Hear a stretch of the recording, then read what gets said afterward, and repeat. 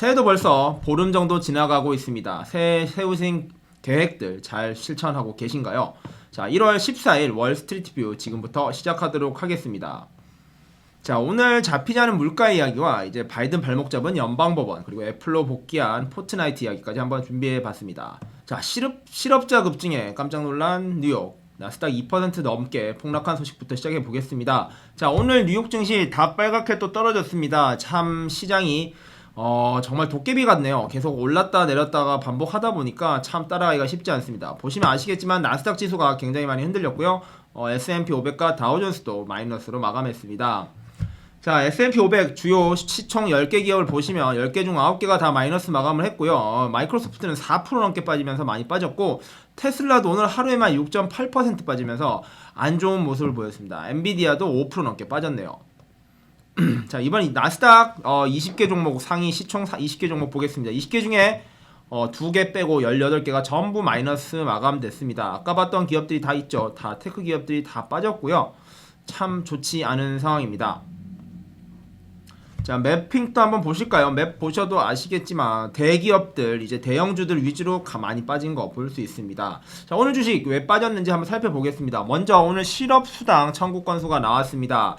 자, 23만 건이 나왔습니다. 23만 건이 나왔는데 시장 전망치보다 조금 더 많이 나왔고요. 요즘에 계속 낮은 흐름을 보이고 있기 때문에 그거에 비해서는 좀 나쁘지 않았는데, 자, 원래 예측이 20만 건이었는데 23만 건으로 3만 건 정도 늘어났습니다. 그게 아무래도 좀 부정적인 영향을 미쳤다고 생각을 하고요.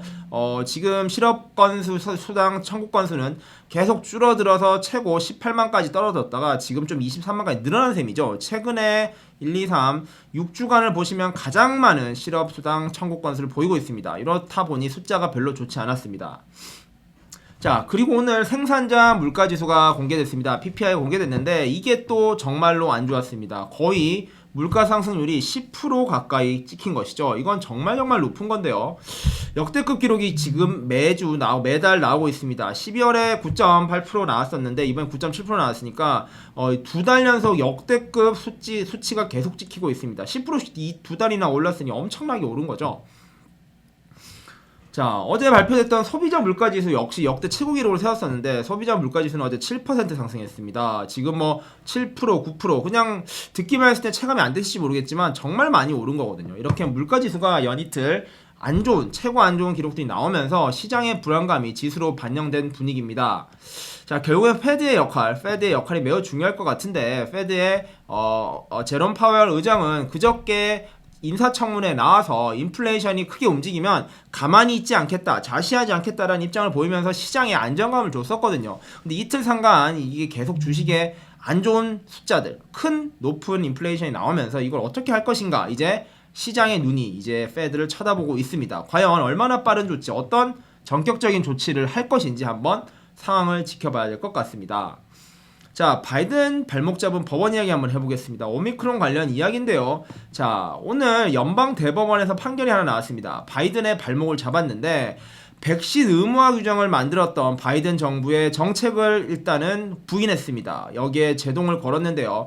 결국에 이 정책이 8,400만 명에 달하는 노동자 편을 들어준 판결이라는 결론이 나왔고, 연방 대법원이 이제 이런 판단을 내림으로써 바이든의 입장에서는 굉장히 좀 어려운 상황이 될 것 같습니다. 자, 바이든은 올해 2월부터 해서 100인 이상 고용 사업체에게 백신 전원 의무화 행정명령을 내렸습니다. 100인 이상 규모의 사업체들은 전부 전 직원에게 백신을 맞춰야 된다는 거죠. 근데 아시다시피 미국 같은 경우에도 현재 백신을 거부하고 있는 일반인들이 굉장히 많습니다. 접종률이 아직 70%가 전체 못 넘어가고 있거든요. 그렇다 보니 이렇게 많은 100인 이상 직원들의 대상하는 사람 수가 결국에 합쳐보니 8,400만 명이었습니다. 이 많은 사람들 대상으로 모두 백신을 맞으라고 하니 당연히 지금 반발이 많았죠. 결국에는 오하이오 지방법원 검찰을 대표해서 많은 주정부에서 지금 반발 소송을 냈고, 그거에 대한 판결이 오늘 나온 겁니다. 자, 그 판단이 이렇게 나옴으로써 이제 문제가 될 것 같은데, 요거와 더불어서 대법원이 한 가지는 했습니다. 이제 의료 종사자들의 백신 의무화는 합법이라는 것이죠. 이 부분에 있어서는 바이든이 하는 것에 오케이를 해주는 건데, 이제 일반 대기업, 일반 사기업에 대한 판결은 반대로 한 것이죠. 자, 오하이오 검찰총장이 대표로 이제 소송을 했었는데, 이 검찰총장이 개인 권리와 주 권리를 보호하는 아주 좋은 판결이라고 코멘트를 했습니다. 자, 이제 오미크론을 이제 대응하는 바이든 정부는 꽤 강경하게 나오고 있거든요. 어쨌든 간에 오미크론이 별게 아니고 그거와 더불어서 백신 정책을 통해서 이제 이 문제를 해결하려고 하고 있습니다. 한국처럼 셧다운이나 이제 락다운 정책이 아니라 락다운은 아무것도 안 하겠다라고 이미 밝혔죠. 이런 백신을 100% 맞춰서 이제 이런 문제를 막겠다라는 정책이었는데 이게 지금 법원을 통해서 제 발목이 잡힌 것입니다. 자, 이랬을 때 이제 과연 실업률 문제랑 연결되는 건데요. 이제 직원들이 사실은 이번에 백신을 다 맞게 하면은 복귀하지 않겠다 이런 말까지 했었거든요. 근데 어쨌든 이런 복귀할 수 있는 길은 열린 것이고요. 이와 관련된 또 뉴스가 하나 더 있어서 같이 설명해 드리겠습니다. 자, 안정화가 되어가는 실업률 이제 어떻게 되느냐의 문제인데, 자, 완전 고용이 이제 페드의 제롬 파월 의장이라든지 바이든 정부가 이제 주도적으로 가져가고 있는 경제 부흥을 위한 전제 조건이었죠. 그거와 이제 인플레이션 관련된 뉴스인데요. 물가와 임금 상승 없이 안정적인 일자리가 공급되는 것이 바로 소위 말하는 완전 고용입니다. 완전 고용이 달성이 되어야 그 다음에 경제 정책, 즉 금리 인상이라든지 이제 긴축을 하겠다라는 게 파월 의장의 의도였고요. 자, 그와 관련해서 근데 완전 고용이 가까워질수록 인플레이션 리스크는 커진다라는 보도가 나왔습니다. 어떤 내용인지 살펴보겠습니다. 자, 페드는 4% 실업률을 완전 고용의 기준으로 판단하고 있습니다. 근데 지난주에 발표한 노동부가 발표한 12월 실업률이 3.9%로 파악이 됐습니다. 즉 1년 전 6.7%보다 약 2.8%포인트 떨어졌는데 거의 페드가 바라보고 있는 완전 고용과 가까워진 것이죠.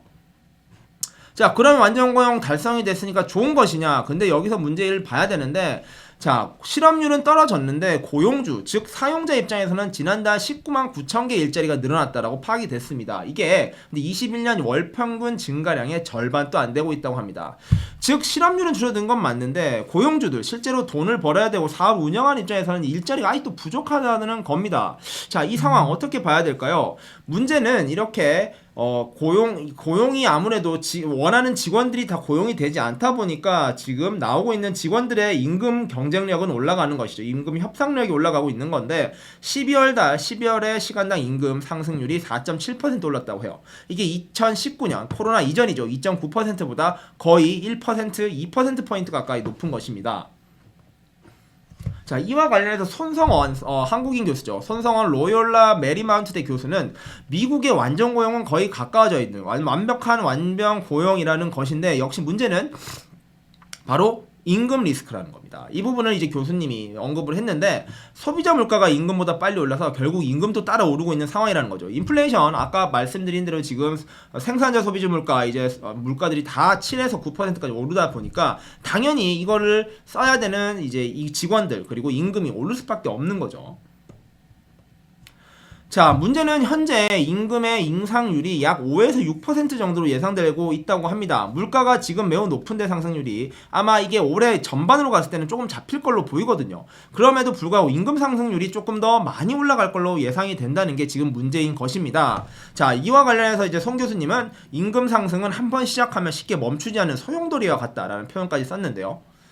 자, 지금 여전히 아까 말씀드린 대로 시장에서 필요한 노동자가 아직 부족하다는 겁니다. 지금 실업률 자체는 숫자는 괜찮은데 시장에서 필요한 노동자들은 부족하다 보니까 이들의 임금 경쟁력, 임금 협상력이 계속 올라가고 있고 노동 공급 부족 문제가 계속 우려되고 있다고 해요.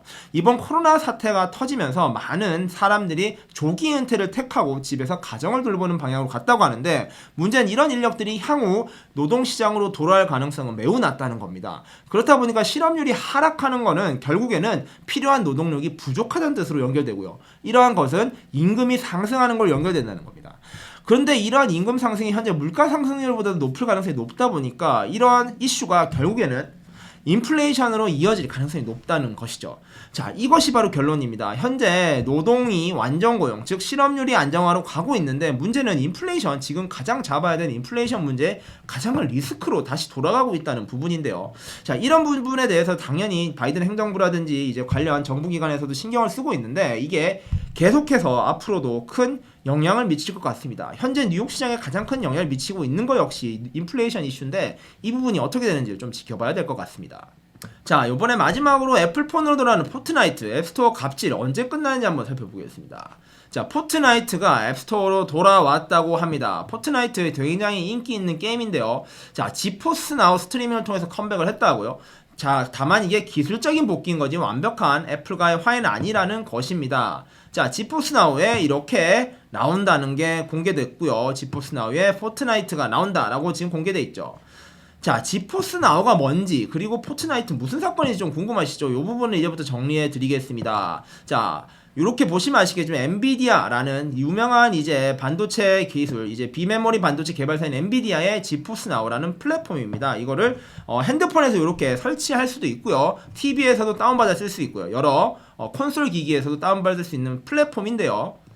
자, 쉽게 생각하면 넷플릭스 같은 플랫폼이라고 생각을 합니다. 프로그램을 다운받으면 그 안에 이제 드라마나 영화가 있는 것처럼 이 안에 게임들이 이렇게 있습니다. 그럼 이 게임을 접속을 하면은 스트리밍의 개념으로 다운로드가 아니고 다운로드 설치가 아니고 스트리밍으로 이 게임들을 바로 즐길 수 있는 거예요. 그러니까 넷플릭스의 게임판이 바로 지포스 나우라는 서비스라고 생각하시면 됩니다. 좀 이해가 되시나요? 자, 마이크로소프트도 유사한 게 있습니다. 게임 패스라는 게 있고요. 3천만 명이 이용하고 있고, 자, 지포스 나우는 현재 가입자 수가 약 전 세계적으로 1200만 명이 넘는 것으로 파악되고 있습니다. 지금 PC게임 유저가 약 1억 4천만 명이라는 걸 감안하면은 그 한 10분의 1 정도를 가지고 있죠. 굉장히 큰 시장을 가지고 있습니다.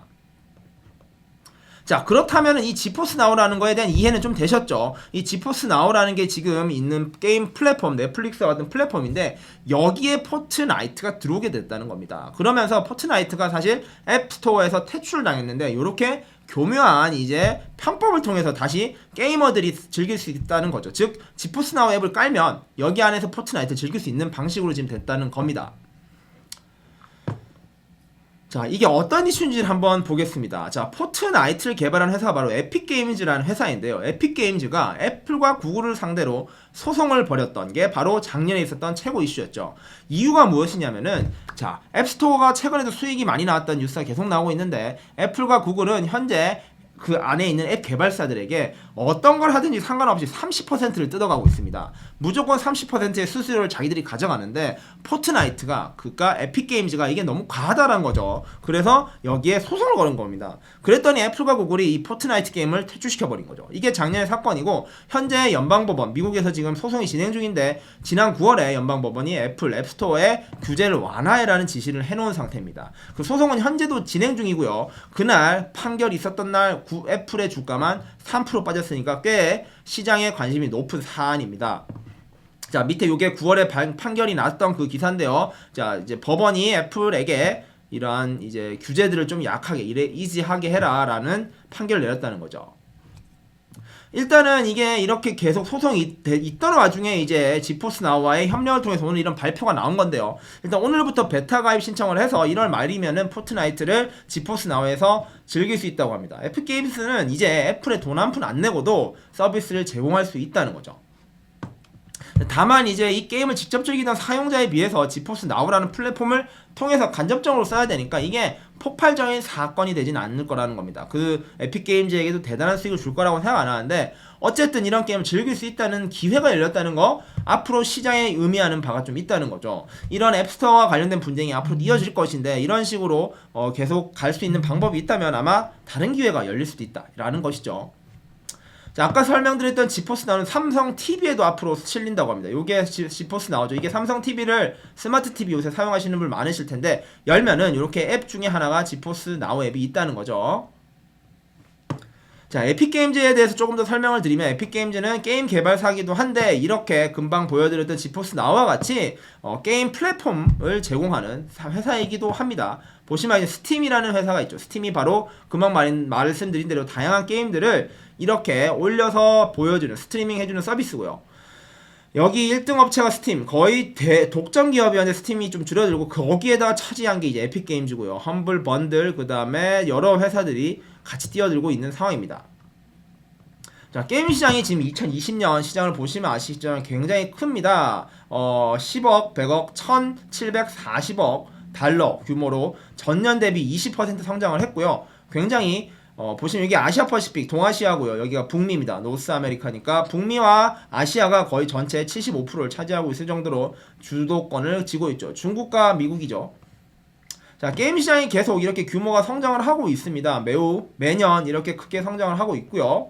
특히 모바일 게임들이 많이 늘어나고 있죠. 모바일 게임이 늘어나고 있다는 게 굉장히 의미가 있는데 15년대 보시면 자, 이렇게 플로팅이라든지 이제 스크린을 이용해서 하는 거에 얼마 없었습니다. 태블릿이 90억 달러 정도였고요. 시장 규모가. 근데 20년을 보시면 많이 늘어났죠. 900억. 이제 태블릿이랑 모바일만 해도 70억 달러 규모로 많이 늘어났고 그 시장 규모가 매우 크게 절반 가까이 늘어난 걸 볼 수 있습니다. 자, 이처럼 게임에서 모바일 게임이 중요해지고 있는데 그렇다 보니까 애플과 구글의 플랫폼을 가지고 있다는 게 얼마나 힘이 큰지를 알 수 있는 거죠. 그에 대항해서 에픽게임즈가 소송을 하고 있는데 오늘 이제 지피포스 나우라는 플랫폼이 통해서 게임을 할 수 있다는 게 과연 앞으로 모바일 게임 시장, 이제 플랫폼 게임 시장에서 어떤 영향을 미칠지도 한번 주목해 볼 만할 것 같습니다. 자, 오늘 준비한 소식 여기까지고요. 다음에 좀 더 알찬 소식으로 찾아오겠습니다. 감사합니다.